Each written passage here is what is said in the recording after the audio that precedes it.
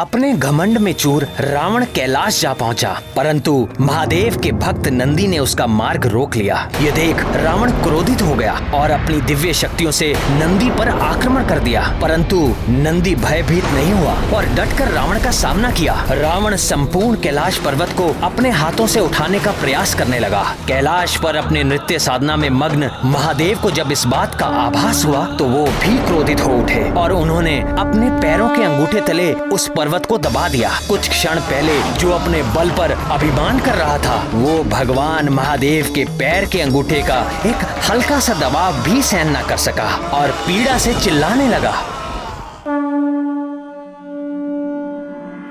कैलाश तो स्थिर हो गया,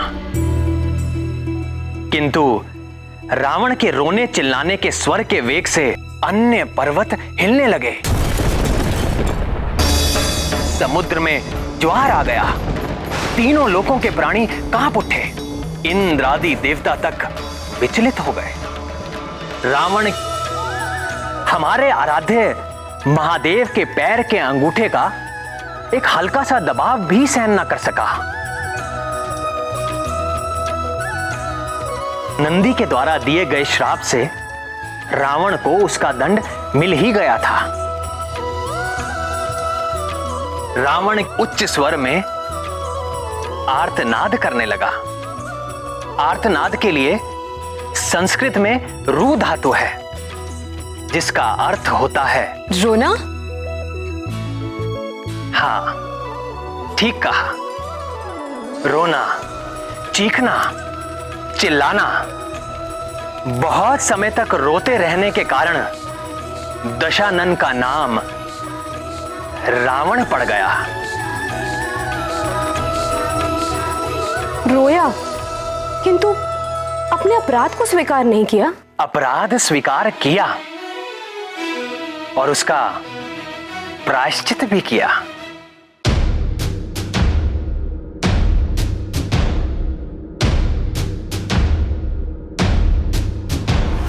जटाटवी कलज्ज्वल प्रवाह भावित स्थले कलेवलम्ब्य लम्बितां भुजंग तुंग मालिकां डमड्डमड्डमड्डमन्निनादमड्डवर्वयं चकार चंड तांडवं तनोतु नः शिवः शिवम्। जटाकटाह संभ्रम भ्रमन्निलिम्प निर्झरी विलोल वीचिवल्लरी विराजमान मूर्धनि धगत धगत धगत ज्वलल्ललाट पट्ट पावके किशोर चंद्रशेखरे रतिः प्रतिक्षणं मम। धराधरेन्द्र नंदिनी विलास बंधु बंधुरः स्फुरद्दिगंत संतति प्रमोदमान मानसे कृपा कटाक्ष धोरणी निरुक्त दुर्धरापदी क्वचित् दिगंबरे मनो विनोदमेतु वस्तु।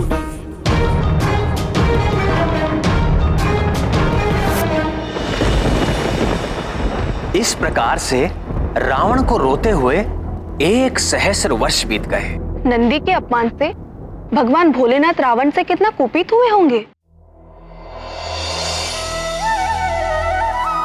भगवान भोलेनाथ अपने भोले भक्तों की पीड़ा और अपमान को तनिक भी सहन नहीं कर सकते। तो फिर दीनानाथ भोले बाबा का क्रोध कैसे शांत हुआ हे दीनदयाल? भोले भंडारी क्या कभी किसी से सदा के लिए रूठ सकते हैं? भोले बाबा तो जगत पिता हैं। वो कैसे किसी प्राणी के प्रति निष्ठुर हो सकते हैं?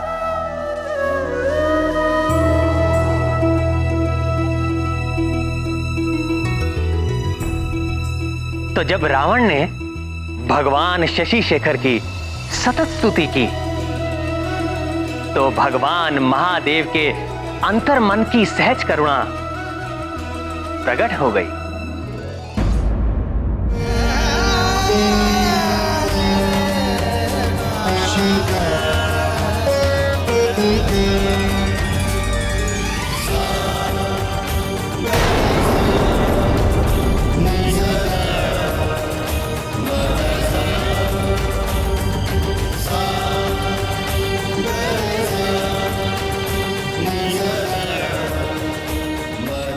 ओम नमः शिवाय।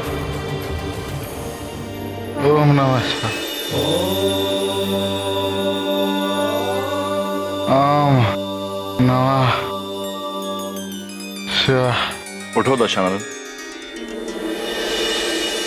प्रभु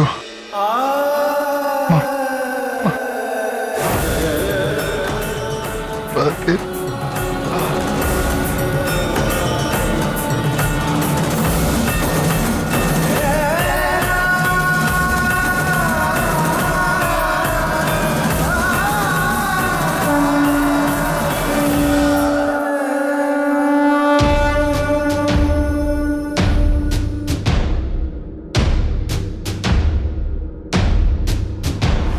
जटाटवीकलज्ज्वल प्रवाहपावितस्थले कलेवलम्ब्य लम्बितां भुजङ्गतुङ्गमालिकां डमड्डमड्डमड्डमन्निनादमड्डवर्वयं चकार चण्डताण्डवं तनोतु नः शिवः शिवम्। जटाकटाह संभ्रम भ्रमन्निलिम्प निर्झरी विलोल वीचि वल्लरी विराजमान मूर्धनि धगद्धगद्धगज्ज्वलल्ललाट पट्टपावके किशोर चन्द्रशेखरे रतिः प्रतिक्षणं मम।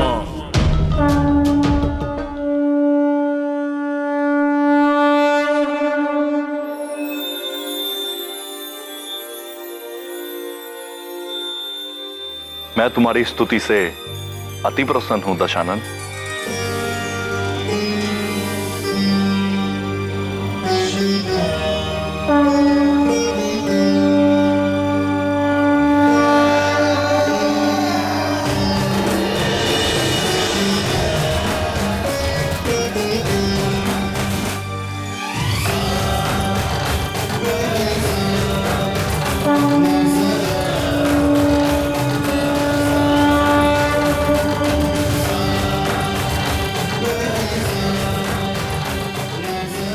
यह चंद्रहास खड़ग अजय है और यह तुम्हारे शत्रुओं पर साक्षात काल बनकर गिरेगी, किंतु तभी तक जब तक कि तुम धर्म के पक्ष में रहोगे, अन्यथा इसकी अपराजयता जाती रहेगी।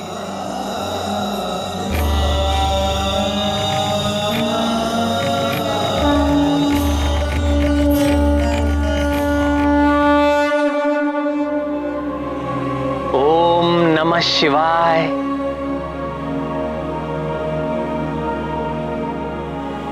कितने भोले हैं भोलेनाथ। पिता के समान दंड भी दिया और क्षमा मांगने पर आशीर्वाद भी।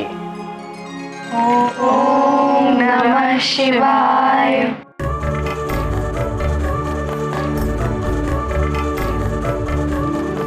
पर्वत संबंधित एक जगत प्रसिद्ध कथा हमारे संकट मोचन महाबली हनुमान की भी है, किंतु कितना अंतर है दोनों में। रावण का उद्देश्य केवल अपने अहंकार की स्थापना करना और हनुमान का उद्देश्य लोक कल्याण की भावना।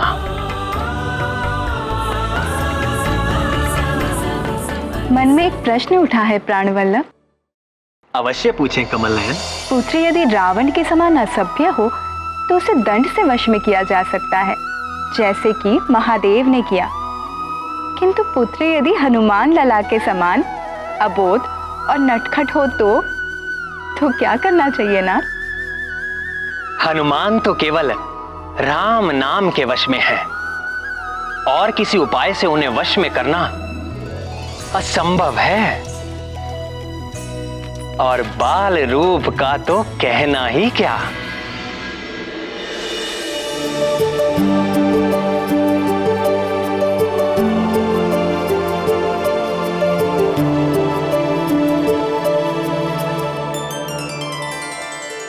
अब हमारे केसरी नंदन को तात की गोद में जाना है।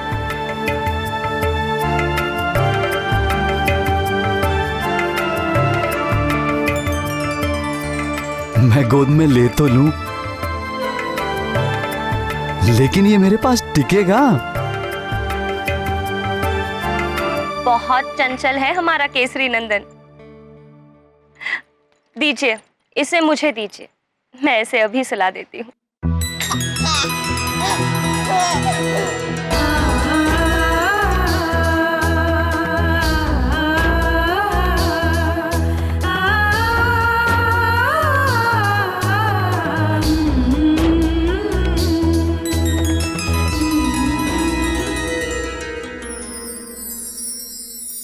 आप सो जाइए। और तुम? इसको सुलाने के बाद अभी जल्द ही सो जाएगा।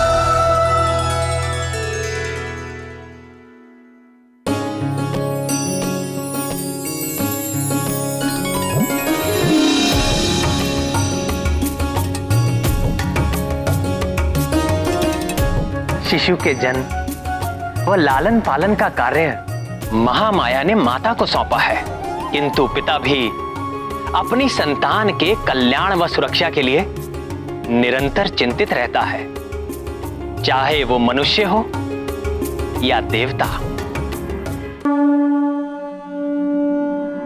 मेरा पुत्र, पवन पुत्र, हे केसरी नंदन, वानर राज केसरी और भगवान शंकर के साथ साथ तुम मुझे भी अपना पिता ही समझो पुत्र, क्योंकि तुम्हारे जन्म की प्रक्रिया में मेरी भी भूमिका है। भगवान शंभु की कृपा से नमामि शंभु, नमामि रुद्रम, नमामि पुरुषम पुराणम, नमामि सर्वम शिरसा नमामि।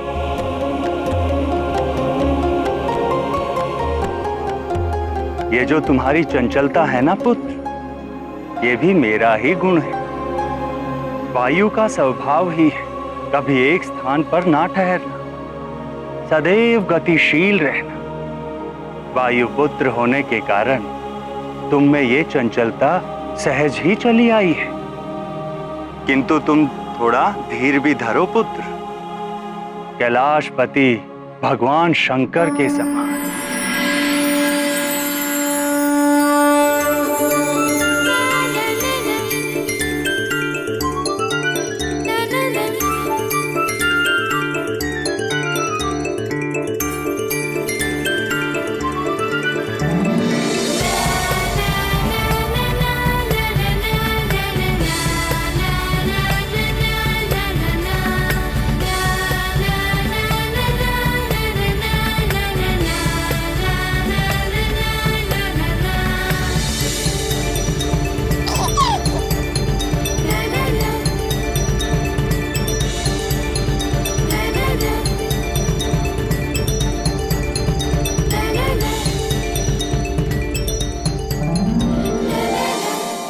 अपने घमंड में चूर रावण कैलाश जा पहुंचा, परंतु महादेव के भक्त नंदी ने उसका मार्ग रोक लिया। ये देख रावण क्रोधित हो गया और अपनी दिव्य शक्तियों से नंदी पर आक्रमण कर दिया, परंतु नंदी भयभीत नहीं हुआ और डटकर रावण का सामना किया। रावण संपूर्ण कैलाश पर्वत को अपने हाथों से उठाने का प्रयास करने लगा। कैलाश पर अपने नृत्य साधना में मग्न महादेव को जब इस बात का आभास हुआ तो वो भी क्रोधित हो उठे और उन्होंने अपने पैरों के अंगूठे तले उस पर्वत को दबा दिया। कुछ क्षण पहले जो अपने बल पर अभिमान कर रहा था, वो भगवान महादेव के पैर के अंगूठे का एक हल्का सा दबाव भी सहन न कर सका और पीड़ा से चिल्लाने लगा।